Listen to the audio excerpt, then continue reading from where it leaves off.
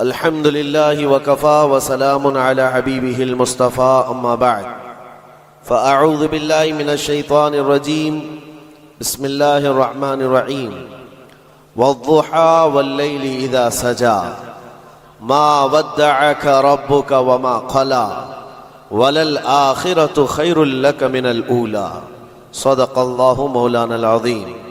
بارگاہ رسالت مآب صلی اللہ علیہ وسلم میں درود پاک کا ہدیہ پیش کریں۔ اللہم صلی علی سیدنا و مولانا محمد معدن الجود والکرم وآلہ واصحابہ الکرام وابنہ الکریم وبارک وسلم صلاة دائمتا سرمدا ابدا۔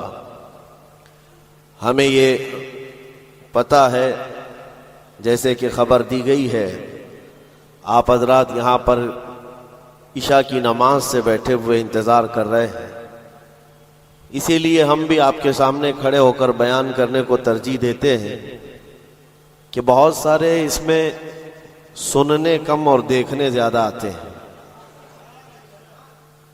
تو جس طرح کی بھی جس کی بھی جیسی نیت ہو، لیکن ایک بات ہے میرے عزیزوں، 2023 کا آخری گھنٹہ چل رہا ہے، اور اس آخری گھنٹے میں ہم اپنے رب کی یاد کر رہے ہیں اور اس کے حبیب کا ذکر کر رہے ہیں،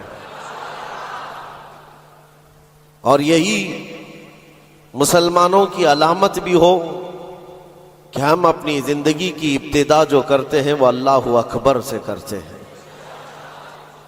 آپ کو پتہ ہے جب ہم پیدا ہوئے تھے ہمارے کانوں میں سب سے پہلے آواز کیا آئی؟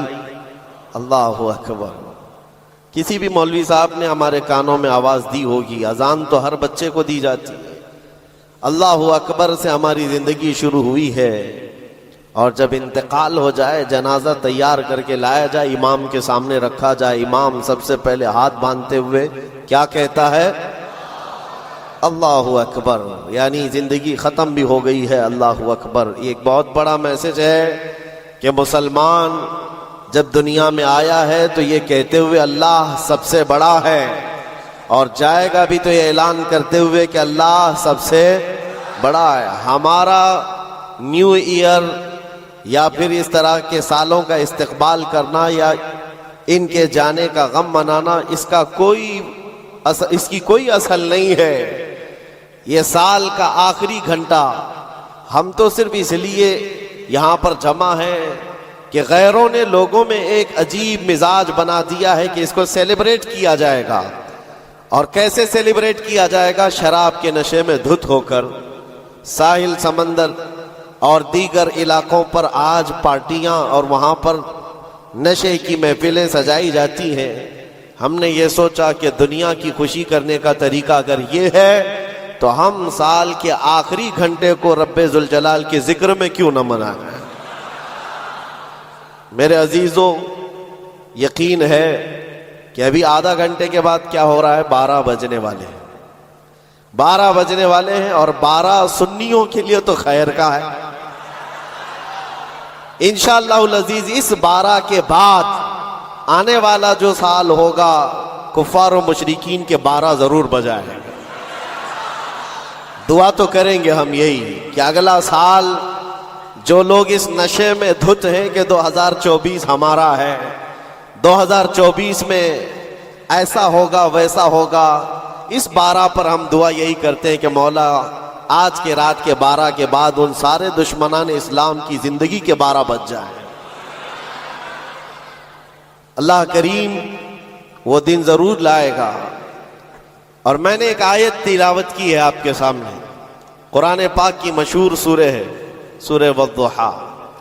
رب تبارک و تعالیٰ قسم یاد فرما رہا ہے، اس چاشت کے وقت کی قسم جو محبوب کے چہرے کی طرح چمکتا ہے، واللیل اذا سجا، اس رات کی سیاہی کی قسم جو محبوب کی زلفوں کی طرح ہے، ما ودعک ربک وما قلا، محبوب آپ کے رب نے نہ آپ کو چھوڑا ہے اور نہ کچھ کم کیا ہے، وَلَلْآخِرَةُ خَيْرٌ لَكَ مِنَ الْأُولَىٰ، اے محبوب آپ کی ہر آنے والی گھڑی پچھلی گھڑی سے بہتر ہے۔ جب یہ وعدہ کس کا ہے؟ رب ذوالجلال کا۔ حضور کی ہر آنے والی گھڑی پچھلی گھڑی سے بہتر ہے، تو امت کی بھی ہر آنے والی گھڑی پچھلی گھڑی سے بہتر ہوگی۔ ہم آنے والے سال کا استقبال اسی اعتبار سے کریں گے کہ رب تعالیٰ کا وعدہ ہے کہ ہر آنے والی گھڑی بہتر ہوگی، تو پھر انشاءاللہ ہم یہ کہیں گے 2024 ہمارا ہے انشاءاللہ، بلکہ اس کے بعد آنے والے سال بھی ہمارے ہیں۔ میں گفتگو کی طرف آگے بڑھتا ہوں، لیکن اس سے پہلے آپ کو میں بتاؤں، ایسے ڈر کے ماحول میں، ایسے سراسیمگی کے وقت میں، جہاں لوگ چھوٹی سی افواہ پر بھی گھروں پر دب کے بیٹھے ہوئے ہیں، آج مسلمانوں میں خاص طور پر اتنا ڈرایا گیا ہے کہ لوگ سفر کرنا بھی چھوڑ رہے ہیں۔ ارے نہیں، اب ایسے حالات ہو جائیں گے، ہم ٹرین کا سفر نہیں کریں گے، فلاں جگہ نہ جائیں۔ اتنے ڈر کے باوجود، ڈر تو تمہارے اندر پھیلایا گیا، خوف تمہارے اندر لایا گیا، لیکن جانتے ہو ان کے پاکھنڈیوں کی باتوں کو سنا کبھی؟ یہ گوفے میں بیٹھ کر یہ کہتے ہیں کہ 2029 میں بھارت کا پردھان منتری مسلمان بن سکتا ہے۔ یہ ہم نہیں کہہ رہے، اور نہ ہی اس کرسی کی لالچ میں ہم دوڑے بھاگ رہے ہیں۔ جس کے پاس آیت الکرسی ہے اسے اس کرسی کی حاجت نہیں، لیکن دلوں کا خوف یہ بتاتا ہے، ان کا ڈر یہ بتاتا ہے کہ اگلے سال آنے والے ان کے لیے ہو سکتے ہیں، اور میں دعا کرتا ہوں اللہ ان کا ڈر صحیح فرماتے ہیں۔ عزیزان گرام وقار، ہر آنے والا دن تمہارے لیے بہتر ہے، لیکن شرط ہے، ایک ہی شرط ہے، کیونکہ رب تعالیٰ نے فرمایا وَلَا تَهِنُوا وَلَا تَحْزَنُوا وَأَنْتُمُ الْأَعْلَوْنَ، گھبراؤ مت، بے قرار مت ہو، تم سب سے زیادہ کامیاب رہو گے ان کنتم مؤمنین۔ شرط یہ ہے کہ تم میرے نبی کی غلامی میں آ جاؤ، ایمان والے ہو جاؤ، تب پھر تمہارے لیے ہر آنے والی گھڑی بہتر ہے، ہر آنے والی گھڑی پچھلی گھڑی سے بہتر ہے۔ شرط یہ ہے کہ ایمان کی زندگی آ جائے تمہارے، اور ایمان نہ ہو، ایمان کسے کہتے ہیں سب کو پتا ہے، حدیث رسول ہے، میرے آقا صلی اللہ علیہ وسلم نے فرمایا لا یؤمن احدکم حتی اکون احب الیہ من والدہ وولدہ والناس اجمعین، تم میں سے اس وقت تک کوئی مومن نہیں ہو سکتا کامل جب تک کہ وہ اپنے ماں باپ، اولاد اور ساری دنیا سے زیادہ مجھ سے محبت نہ کرے۔ دوسری حدیث ہے لا یؤمن احدکم حتی یکون ہواہ تبعا لما جئت بہ، حضور پاک صلی اللہ علیہ وسلم فرماتے ہیں تم میں سے اس وقت تک کوئی کامل مومن نہیں ہو سکتا جب تک کہ وہ اپنی خواہشات کو میری مرضی کے مطابق نہ بنائے۔ حضور کی مرضی کے مطابق جب تک تم اپنی خواہشات نہیں بناؤ گے مومن نہیں ہو سکتے، اور مومن کامل نہیں ہوگے تو پھر مدد بھی نہیں ہے۔ میں اس مومن کی بات کر رہا ہوں جس کو قرآن کہتا ہے کبھی قد افلح المؤمنون، ایمان والے کامیاب ہو چکے۔ کون سے ایمان والے؟ ایمان کی شرط اول ہے حضور کے لیے بے انتہا محبت کرنا، شرط اول ہے۔ اب آئیے ہم آج کی اس رات میں تذکرہ ان لوگوں کا کریں جن کا ذکر ہمارے ایمان کی جلا کا سبب ہے، وہ دیوان گانے عشق رسول جنہوں نے اپنی زندگیاں حضور کے قدموں میں نچھاور کر دی۔ میں نے آج یہ سوچا کہ ان کی بارگاہوں میں خراج عقیدت پیش کرتے ہوئے جوانوں کے لیے مثال رکھو۔ آج کے نوجوان آئیڈیل کس کو سمجھیں گے؟ میرے عزیزو، دنیا آج بڑی بڑی اسکرینیں لگا کر مجرا کرنے والے ظالموں کے ناچ کو دیکھ رہی ہوگی، سٹنٹ کرنے والے ان کے سامنے ہیرو بن جاتے ہیں۔ میں آج آپ کو ان جیالوں کی بات رکھنا چاہتا ہوں جو حقیقت میں ہیرو ہیں، جو پوری دنیا کے لیے ہیرو ہیں۔ اس بطل جلیل کا ایک نام کافی ہے، خالد بن ولید۔ اس کی مثال دنیا لانے سے قاصر ہے۔ میرے عزیزوں، میری پوری گفتگو کا خلاصہ صرف اتنی بات پر ہوگا جو بریلی کے امام نے پکار کر کہا تھا، پھر کے گلی گلی تباہ، ٹھوکریں سب کی کھائی کیوں، دل کو جو عقل دے خدا تیری گلی سے جائے کیوں۔ آج جو گلی گلی گھوم رہے ہیں ان تک بھی پیغام پہنچاؤ، پھر کے گلی گلی تباہ، ٹھوکریں سب کی کھائے کیوں۔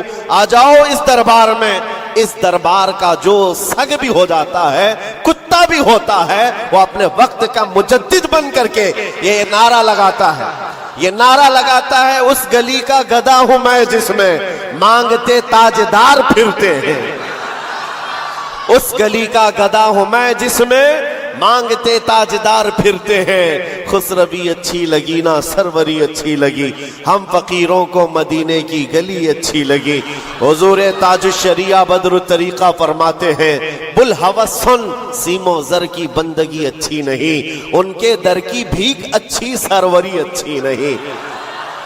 جو پیا کو بھائے اختر وہ سہانا راگ ہے. یہ تاج الشریعہ فرماتے ہیں جو پیا کو بھائے اختر وہ سہانا راگ ہے. کیا مطلب ہے؟ جو مصطفیٰ کو پسند آئے وہی اصل راگ ہے, وہی بات اچھی ہے. جو پیا کو بھائے اختر وہ سہانا راگ ہے, جس سے ناخوش ہو پیا وہ راگنی اچھی نہیں. جس سے ناخوش ہو پیا وہ راگنی اچھی نہیں. پیا حضور کے بارگاہ میں استعارتن کہا گیا ہے. حضور کو جو چیز ناپسند ہے وہ ہمارے لیے اچھی ہے ہی نہیں. یہی تو بریلی کا مزاج ہے. کہتے ہیں نا تاج الشریعہ رحمت اللہ تعالی علیہ کہ نبی سے ہو جو بیگانہ اسے دل سے جدا کر دے, پدر مادر برادر جان و مال ان پر فدا کر دے. یہ سارے اشعار کا لب لباب خلاصہ کیا ہے؟ اس کا خلاصہ یہی ہے جو صحابہ کا نعرہ تھا, ہونا یہ پھول تو بلبل کا ترنم بھی نہ ہو, چمن دہر میں کلیوں کا تبسم بھی نہ ہو, ہونا یہ ساقی تو میں بھی نہ ہو خم بھی نہ ہو, بس میں توحید دنیا میں نہ ہو تم بھی نہ ہو. خیمہ افلاک کا استادہ اسی نام سے ہے, نبض ہستی تپش آمادہ اسی نام سے ہے. دشت میں دامن کوثر میں میدان میں ہے, بحر میں موج کی آغوش میں طوفان میں ہے. چین کے شہر مراکش کے بیابان میں ہے, وہی نام پوشیدہ ہر مسلمان کے ایمان میں ہے. اور وہ جو نہ ہو تو اور وہ جو نہ تھے تو. یہ سارے اشعار کے بعد اب آؤ میں گفتگو کو آگے بڑھاتا ہوں. اسی بات پر توجہ رکھنا, پھر کے گلی گلی تباہ ٹھوکریں سب کی. اگر کسی کو ٹھوکر لگی ہے تو وہ دل پر ہاتھ رکھ کر آ جائے. آج میں ان جیالوں کی طرف چلتا ہوں. یمن کا ایک قبیلہ بنو اسد ایک قبیلہ ہے جس میں رہنے والے ایک شخص ہے حارثہ, اور ان کی بیوی. چھوٹا سا ایک کنبہ, چھوٹا سا ایک خاندان, 3 بچے تھے. حارثہ اور ان کی بیوی اور 3 بچے. یہ یمن کا رہنے والا ایک قبیلہ ہے. عورت اپنے 3 بچوں کو لے کر میکے جا رہی تھی, اور بڑا بیٹا جو اس وقت عمر کا 8 سال کا تھا, زید نام تھا. قافلے پر اچانک ڈاکوؤں کا حملہ ہوا اور مال لوٹ لیا گیا, اور ساتھ ہی ڈاکوؤں نے یہ زید نامی چھوٹے سے بچے کو, 8 سال کے بچے کو بھی گرفتار کر لیا. ایک ماں کا کلیجہ دہل گیا کہ میرے 8 سالہ بچے کو مجھ سے چھینا گیا. باقی 2 بچے تو ساتھ تھے. ماں کی کیفیت ایسی تھی کہ پہاڑوں پر چڑھ جاتی, چیختی تھی, اور عربی میں جو اشعار کہتی تھی, اللہ اکبر, آج بھی موجود ہے. یمن کی رہنے والی یہ خاتون پہاڑوں پر جا کر پکارتی تھی کہ کوئی میرے زید کو دیکھا ہے تو مجھے بتا دے. اور جب خبر باپ کو آ کر لگی, باپ جان نچھاور کرتا تھا اپنے بیٹے زید پر. باپ کی ایسی کیفیت کہ کھانا چھوڑ دیا, اور مزاج میں تبدیلی ایسی آ گئی کہ لوگوں سے ملنا تک چھوڑ دیا اپنے بیٹے کی جدائی کے غم میں. یمن والے کہتے تھے کہ حارثہ کا بیٹا جو گم ہوا یوسف گم گشتہ ہے, یعنی ایک دوسرا یوسف ہے. جیسے حضرت یعقوب علیہ السلام کے بیٹے یوسف کی علیہ السلام کی دوری ہوئی تھی تو آپ نے غم کیا تھا, حارثہ نے اپنے بیٹے زید کی جدائی میں بہت رویا. اور وہ اشعار جو عربی میں لکھے جاتے تھے یمن میں, جب وہ اشعار پڑھتے تو اپنے جو دشمن ہوتے وہ بھی رو پڑتے تھے. باپ کی جدائی کے غم کے اشعار لوگوں کو رلاتے تھے. زمانہ گزر گیا, اب ڈاکوؤں نے اس زید کا کیا کیا تھا, کچھ سال اپنے پاس رکھا, اور عکاظ کے میلے میں, مکہ کے قریب ایک میلہ لگتا تھا, اور اس میلے میں لا کر زید کو غلام بنا کر بیچ دیا. جب بیچا تو یہ زید غلام بن کر کے کس کے حوالے آیا؟ خدیجہ بنت خویلد, ام المومنین حضرت خدیجہ رضی اللہ تعالیٰ عنہا کے گھر حضرت حکیم بن حزام کے ذریعے سے. جب یہ غلام حضرت خدیجہ کے گھر آیا تو اس وقت 15-16 سال کی عمر تھی. پہلی نظر مصطفیٰ کریم کی پڑی تھی. رسول رحمت صلی اللہ تعالی علیہ وسلم نے حضرت خدیجہ کے گھر اس نوجوان کو دیکھا. ادب میں کامل تھا، گفتگو کے سلیقے اچھے تھے، لوگوں سے ملاقات کے طور طریقے بتاتے، بڑا خاندانی آدمی. جب یہ پہلی نظر میرے مصطفیٰ کریم صلی اللہ علیہ وسلم کی پڑی تو ام المومنین خدیجہ سے کہا، میرے آقا نے اگر آپ بہتر سمجھیں تو یہ غلام میرے حوالے کر دیں. کیا قسمت ہے جس کو خود رسول اللہ خریدی. زید کو خرید لیا، بلکہ تحفتاً حضور کو دے دیا گیا. غلامی کا دور ہے. زید یہی وہ حارثہ کے بیٹے ہیں، نبی مکرم صلی اللہ تعالی علیہ وسلم کے حوالے آ گئے. دن رات مصطفیٰ کریم کے ساتھ گزر رہے ہیں. تربیت بھی کسی نے سرور انبیاء نے کی، اور نوجوان کے طور طریقے ایسے. میرے عزیزو، آپ کو پتا ہے یہ وہ زید ہے جس کے بارے میں آپ کو بتاؤں. حضور پاک صلی اللہ تعالی علیہ وسلم کے چند دنوں کے بعد مکہ میں مشہور ہو گئے. محمد صلی اللہ تعالی علیہ وسلم کا اگر کوئی محبوب ہے تو وہ زید ہے. حضرت ابو بکر صدیق رضی اللہ تعالیٰ عنہ بھی اس بارے میں فرماتے کہ زید کو جو قرابت تھی اس پر مجھے رشک تھا حضور اکرم صلی اللہ علیہ وسلم کا. اب زمانہ بیتتا گیا، زید کے گھر چھوٹے، خاندان چھوٹا، ماں چھوٹی، باپ چھوٹے. غلامی کا دور چل رہا ہے. ایک بار حج کے لیے ایک قبیلہ یمن سے آیا ہوا تھا، اور یمن والے حج کرنے کے بعد وہ اشعار سنا رہے تھے جو حارثہ زید کے باپ نے لکھے تھے اشعار، اور رلا رہے تھے. وہاں جب یہ قبیلہ یمن کے وہ اشعار پڑھ کر کے سنا رہا تھا، یہی زید وہاں سے گزر رہے تھے. یمن والوں نے دیکھا، پہلی نظر میں پہچان لیا یہ وہ زید ہے جس کا باپ پورے یمن کو رلاتا ہے اس کی جدائی میں. یہ مکہ حرم کعبہ کے پاس کیا کر رہا ہے؟ لوگوں سے پوچھا کون ہے، لوگوں سے پوچھ کر کے زید کو بلایا گیا. پوچھا تمہارا نام کا؟ زید. باپ کا نام حارثہ. لوگوں نے کہا تجھے پتا بھی ہے تیری ماں کا کیا حال ہے، تیرے باپ کا کیا حال ہے؟ تیری ماں روز پہاڑوں پر چڑھ جاتی ہے، آسمان کو پکارتی ہے کہ آسمان بتا میرا زید زندہ ہے تو میں جینے کی تمنا رکھوں. باپ تیرا اشعار لکھ کر کے یمن کو رلاتا ہے. زید نے کہا کہ ہو سکتا ہے، لیکن جاؤ اگر میرے ماں باپ اس غم میں روتے ہیں تو ان کو میرا سلام کہنا، اور یوں کہنا کہ انہیں گم گشتہ اونٹ کی طرح مجھے تلاش نہ کرے، اس لیے کہ ان کا زید ان کی گود سے کئی بہتر گود میں ہے. یمن والوں کو یہ جواب دے کر بھیج دیا. گم شدہ کوئی بچہ اپنے ماں باپ کی خبر پالے تو کیا ہونا چاہیے، لیکن یہاں کیفیت بدلی ہوئی ہے. یہاں کیفیت بدلی ہوئی ہے. حضور پاک صلی اللہ تعالی علیہ وسلم کی اس غلامی میں دن رات گزرتے رہے، شب و روز گزرتے رہے. میرے عزیزو، جس کو ہو درد کا مزہ نازے دوا اٹھائے گی. آپ کو میں بتاؤں، یہ قبیلہ یمن کا گیا اور جا کر کے زید کے ماں باپ سے کہا، حارثہ اور ان کی ماں سے کہا تمہارا گمشدہ بچہ مل گیا، حرم کعبہ میں ہم نے اس کو دیکھا ہے اور سنا ہے محمد نامی عرب کے ایک مشہور شخص کی غلامی میں ہے، اور ان کی سخاوت بھی، دریا دلی بھی، رحم دلی بھی مشہور ہے. ماں اور باپ نے خبر پاتے ہی مہینوں کا سفر دنوں میں طے کر لیا. دوڑتے بھاگتے مکہ پہنچائے، اور جیسے پہنچے پوچھا کہاں رہتے ہیں محمد صلی اللہ علیہ وسلم. حضور پاک صلی اللہ علیہ وسلم حرم کعبہ کے پاس ہی ان کو مل گئے. ماں اتنا روئی، باپ اتنا روئے.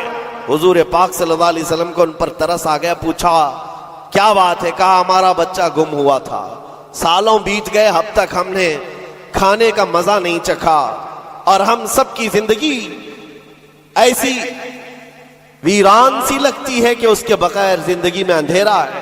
پوچھا حضور نے کون ہے تمہارا بچہ؟ کہا اس کا نام زید ہے، اور سنا ہے وہ آپ کی غلامی میں. حضور پاک صلی اللہ علیہ وسلم نے فرمایا زید تم ماں باپ ہو زید کے؟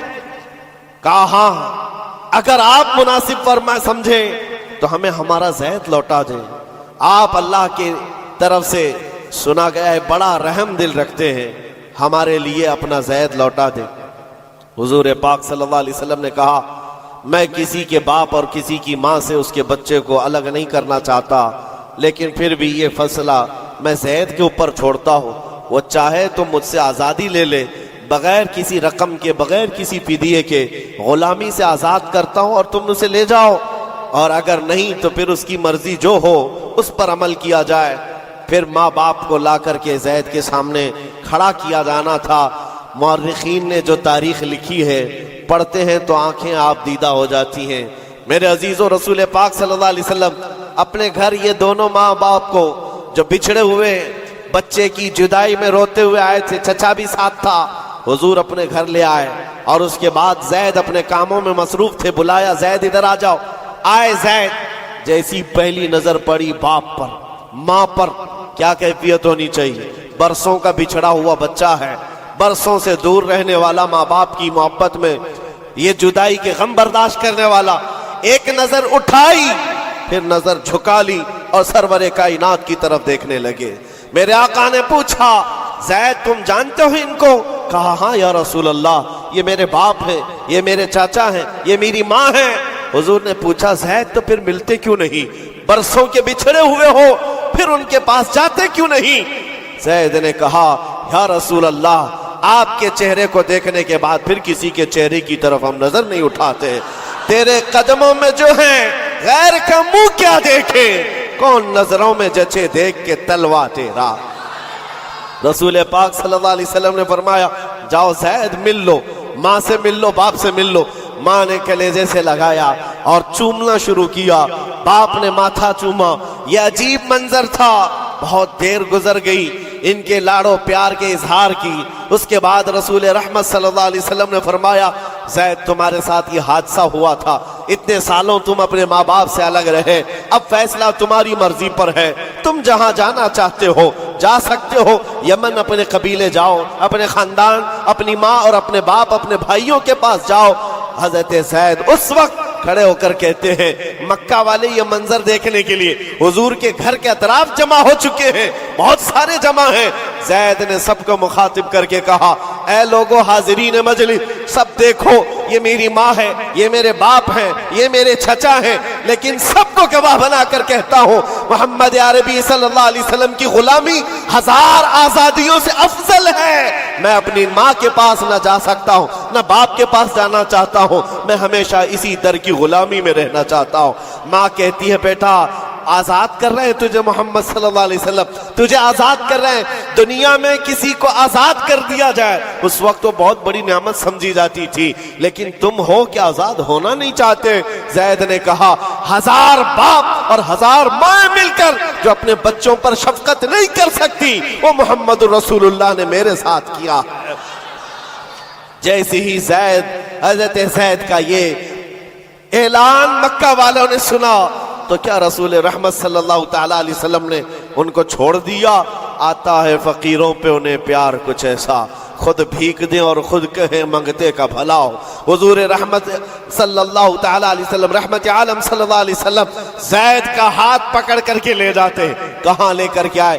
حرم کعبہ کے پاس آئے، پورے مکہ والوں کو مخاطب کر کے کہا، اے مکہ والوں گواہ رہنا، میں نے زید کو غلامی سے آزاد کیا اور آج کے بعد سے یہ میرا وارث ہے اور میں اس کا وارث۔ مکہ میں یہ بات مشہور ہو گئی، کیا؟ زید کو زید بن حارثہ کم کہا جاتا تھا، زید بن محمد الرسول اللہ کہا جاتا تھا۔ محمد الرسول اللہ کا بیٹا زید۔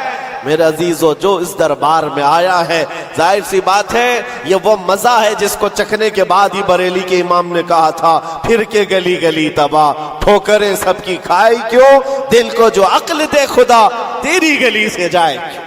حضور پاک کے دربار کا لطف جس نے اٹھا لیا ہے، پھر وہ کسی اور دربار کی طرف منہ بھی نہیں کرتا۔ حضور اکرم صلی اللہ تعالی علیہ وسلم کی بارگاہ کی لذت جسے حاصل ہے، وہ آج کے ہیپی نیو ایئر کے جلسوں میں یا وہاں کے تماشوں میں شرکت کرے گا؟ ہرگز نہیں ہو سکتا، ہرگز نہیں۔ وہ آنکھ ان تماشاؤں کو نہیں دیکھ سکتی جو جلوہ رسول دیکھنے کے لیے بیتاب ہے۔ آج کی رات میرے عزیزو یہ لکھا جائے گا، تمہارے نامہ اعمال میں تو یہ لکھا ہی جا رہا ہے، دنیا کے جو حالات ابھی چل رہے ہیں وہ بھی لکھا جا رہا ہوگا۔ کہ لوگ سال کا آخر حصہ کس طرح سے گزارتے ہیں، نئے سال کی ابتدا اور اس کا استقبال کس طرح کرتے ہیں۔ دنیا والے عیش میں دھت ہو کر، نشے میں دھت ہو کر کے کرتے ہیں، مگر مسلمان نبی پاک کے قدموں میں ہی کامیابی سمجھتا ہے۔ آؤ حضور رحمت عالم صلی اللہ تعالی علیہ وسلم کے اس دربار کی لذت میں دینا چاہتا ہوں۔ اسی لیے اس بات پر میں بار بار توجہ دے رہا ہوں، پھر کے گلی گلی تباہ، ٹھوکریں سب کی کھائی کیوں، کب تک ٹھوکریں کھاؤ گے اے نوجوانوں؟ کب تک اس کی گلی میں، اس کی گلی میں، کہاں کہاں مانگو گے، کہاں کہاں کس سے بات کرو گے؟ ایک گلی کی طرف آ جاؤ جو ہر گلی سے آزاد کرتی ہے۔ دوسروں کے منگتا بننے سے بہتر ہے آمینہ کے لال کے منگتا بن جائے۔ اس نبی پاک کی غلامی جو ہزار آزادیوں سے افضل ہے، سیدنا بلال حبشی رضی اللہ تعالی، وہ جانثار رسول، دامن رسول میں جیسی آ گیا۔ جانتے ہو حضرت بلال حبشی رضی اللہ تعالیٰ نے کئی سالوں تک زخم اٹھائے، اور بچہ بچہ ان کے متعلق جانتا ہے۔ مکہ کی گلیوں میں ان کے پیروں میں رسی باندھ کر اوباش لوگوں کے ہاتھ میں دیا جاتا، اور وہ بدماش لڑکے آپ کو مکہ کی گلیوں میں رسی میں پاؤں میں رسی باندھ کر کھینچا کرتے تھے۔ ان کی جسم پر، ان کی پیٹھ پر گرم سل رکھا جانا، دہکتے ہوئے انگاروں میں ان کو سلایا جانا، یہ سب روایتیں پتہ ہے آپ بلال حبشی کو۔ لیکن جو میں بات کہنے جا رہا ہوں، زمانہ بیت گیا، آپ تو حضور پاک کی غلامی میں آئے، اور حضور پاک صلی اللہ علیہ وسلم کی وفات کے بعد صدیق اکبر کا زمانہ آیا، حضرت عمر کا زمانہ۔ میرے عزیزوں، آپ کو ایک بات بتاؤں، جب مجلس امیر المومنین حضرت عمر فاروق رضی اللہ تعالیٰ عنہ میں حضرت بلال حاضر ہوتے، بلال ان کی کیفیت کیا تھی؟ وہ بھی مکہ کے ایک غلام تھے، حبشی غلام۔ حبشی غلام اس وقت مکہ میں حقارت سے دیکھتے تھے لوگ، کالے رنگ کا ہوتا ہے، چوڑی ناک کا ہوتا ہے، لیکن سیدنا بلال حبشی کی بات یہ ہے، امیر المومنین عمر ابن خطاب، جس کے رعب و دبدبے کا حال یہ ہے قیصر و کسریٰ کی فوجیں تھر تھر کانپتی ہو، وہ امیر المومنین جس کے بو سے، جس کی صرف اور صرف ہوا سے، جس کی خوشبو سے شیطان راستہ بدل لیتا ہو۔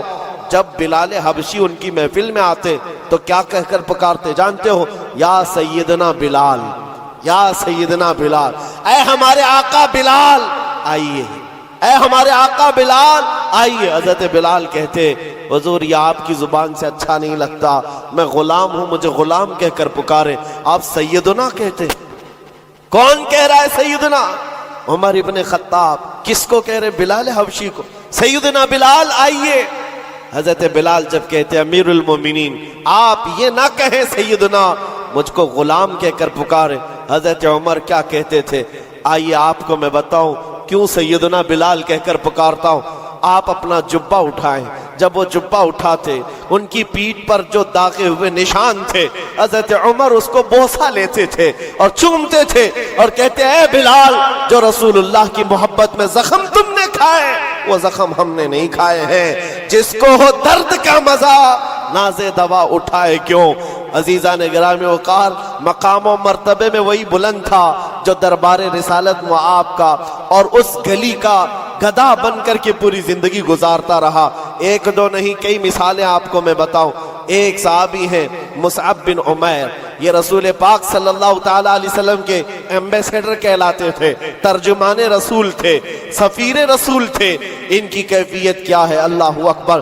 تاریخ میں لکھا ہے یہ 27 سال کے کڑیل جوان اور مکہ میں ایسے لباس پہنتے تھے کہ ریشم کا لباس، ان کا لباس مشہور تھا، اور مکہ کی گلیوں میں جب گھومتے تھے ان کا عطر جو لگاتے پوری گلیوں میں خوشبو آتی، مہنگا لباس پہنتے، مہنگا عطر استعمال کرتے۔ دامن مصطفیٰ سے جب وابستہ ہوئے، یہ مصعب بن عمیر، ان کی ماں بھی کافرہ ہے، باپ بھی کافر ہے اور سخت ترین دشمنان رسول ہیں۔